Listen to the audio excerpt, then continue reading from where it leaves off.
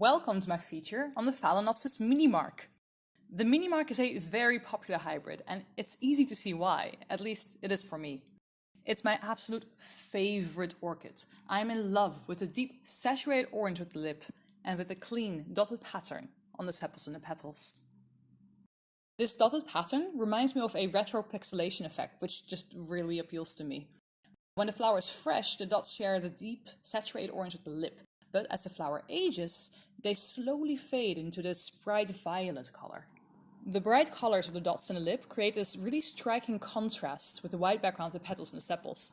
And when the flower is fresh, the petals have this yellow, almost orange edging to them, which fade over time, sometimes even completely. There is some confusion online about whether or not the orchid is fragrant. Some people, like the YouTuber Miss Orchid Girl, report that their mini-mark does not have a scent, while others, like the YouTuber Orchid Love ATX, report that their mini-mark is scented one year, but unscented the next. It seems to be the luck of the draw whether your particular mini-mark has a fragrance or not. I'm happy to be able to tell you that mine certainly is fragrant. It has this intoxicating floral scent, like hyacinths, and although the scent is certainly not weak, it has a very soft and gentle quality to it, which stops it from being very intrusive. Despite the name, I have read that the mini-mark is not an actual mini Phalaenopsis, although mine still doesn't look much bigger than a mini Phalaenopsis, so I'm sure that there's a lot of growing still to come. The leaves are darker in color than any of the other Phalaenopsises that I've seen so far, and even have some purplish shading to them. On some of the older leaves, a very faint speckled mottling can be seen. This is likely to be a trait inherited from its parent Phalaenopsis species, the Phalaenopsis philippinensis. The mini-mark is a cross made by Breckenridge in 1992 between the Phalaenopsis micronova and the Phalaenopsis philippinensis.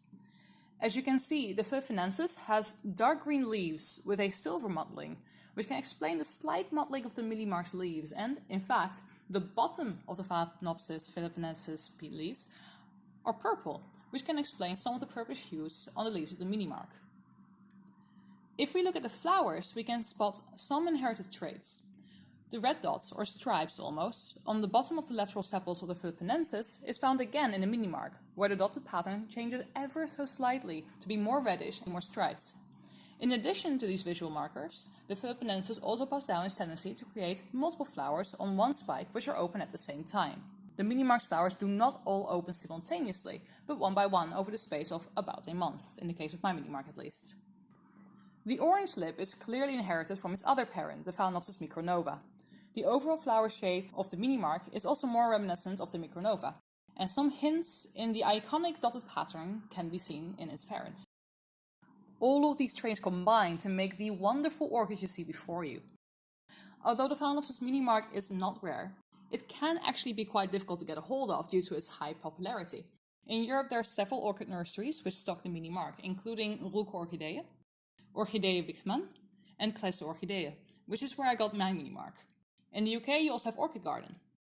I happen to know that the mini-mark seems to be more difficult to find in the USA and completely unavailable in Australia to this date.